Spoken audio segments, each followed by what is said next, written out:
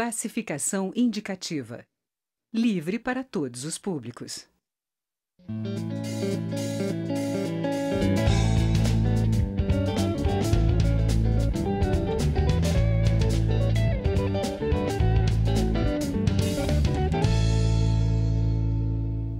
Olá!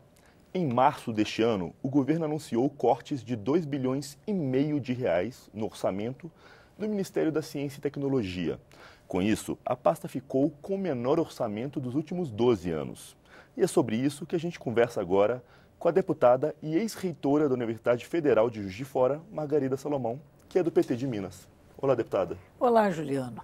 Bem-vinda. Muito obrigada. Seria bom se a gente pudesse estar conversando sobre um assunto mais alentador, né? Se tivéssemos uma melhor notícia.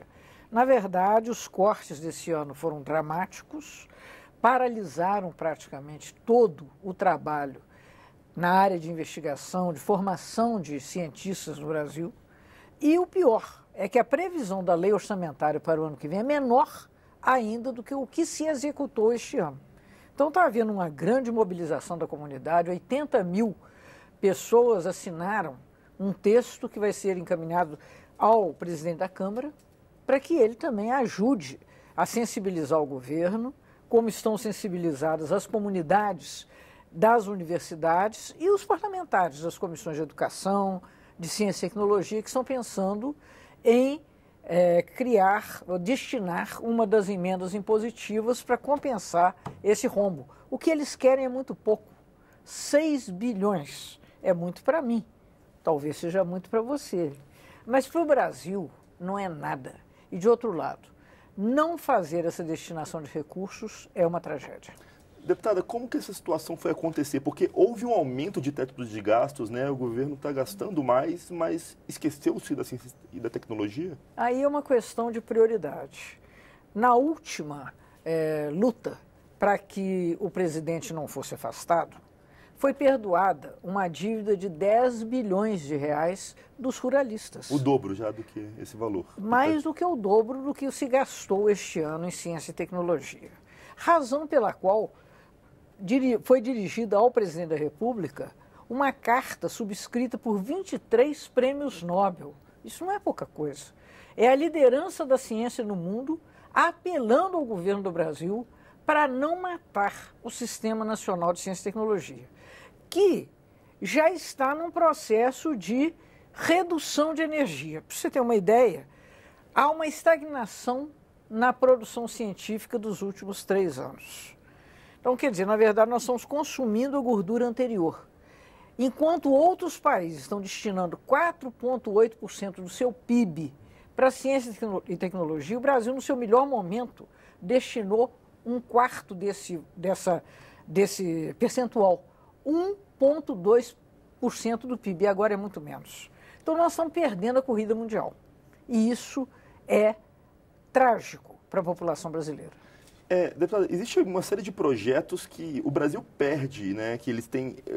Ciência, você precisa de investimentos contínuos, Exatamente. Que levam anos e... Nada na ciência, nada acontece de uma hora para outra.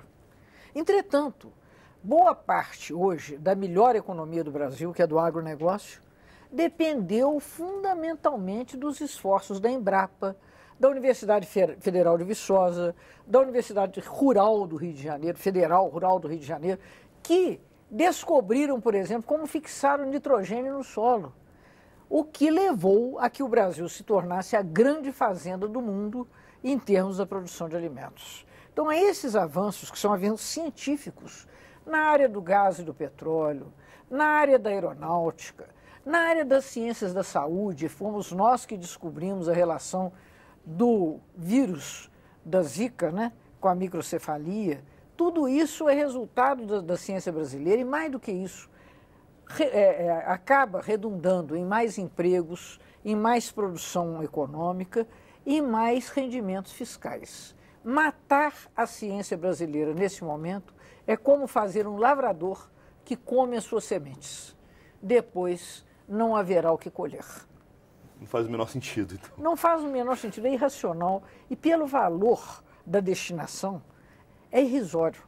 Então parece mesmo uma decisão programática, mas eu não posso acreditar que haja tão pouco patriotismo ou tão pouca inteligência estratégica. Então é por isso que a SBPC, a ABC, toda a ciência brasileira organizada, quase 200 instituições e mais as universidades federais que produzem 60% da ciência brasileira, dos cursos de pós-graduação, estão unidos nesse momento de sensibilização do governo, sensibilização também do parlamento, para que a votação do orçamento do ano que vem não tenha esses gastos, não tenha esses cortes, que são cortes que produzirão um mal irreversível. Então é para não matar mesmo o paciente que nós estamos nesse momento fazendo esse esforço. Como a senhora citou, deputada, o governo fez uma série de cortes, não parece estar priorizando a área como Com certeza que como não. seria o ideal para o país, ou longe disso. É longe disso. E aqui no Congresso, como é que está a receptividade para você, Olha, a senhora, por exemplo, que é da área de ciência e tecnologia originalmente? Exatamente. Olha, as bancadas ligadas à área são todas, vamos dizer assim, mobilizadas. Mas nós estamos fazendo um esforço a mais. Por exemplo, de mobilizar a bancada ruralista, que vai matar a galinha dos ovos de ouro. Tiro no pé. Nos dois pés. Então, nós precisamos de que outros parlamentares se engajem nisso. Não há de ser dessa forma que nós vamos mudar a política econômica do Brasil. Até eu gostaria de mudá-la. De, por exemplo, eliminar essa emenda 95, que congela os gastos sociais pelos próximos 20 anos, mas a ciência está fora disso. Então, nós podemos acertar essa situação e olhar também pelas universidades. Nesse momento, as universidades brasileiras, que têm mais de 1 milhão de alunos, as universidades federais, têm mais de 1 milhão de alunos, os institutos federais, hoje, entre universidades federais e institutos federais, nós temos 500 cidades brasileiras com campus universitário, coisa que não existia 10 anos atrás. Quando um campus chega numa cidade, o progresso chega. Porque você cria um outro ambiente de negócios, você tem uma inversão de recursos, você muda o clima. Círculo virtuoso. Virtuosíssimo. Então isso não pode também ser interrompido. Nós estávamos num processo de expansão, essa expansão tem que ser sustentada. Ainda que ela não se produza com a mesma velocidade dos últimos anos, mas pelo menos consolidemos aquilo que já aconteceu. Isso é muito bom para o Brasil. Isso muda a nossa cara, isso nos coloca num patamar de disputarmos internacionalmente com a grandeza que merecemos.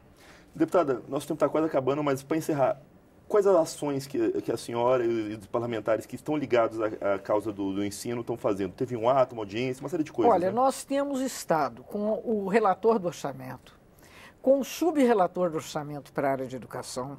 Temos conversado com as lideranças das bancadas estaduais para ajudar, nesse caso, as universidades.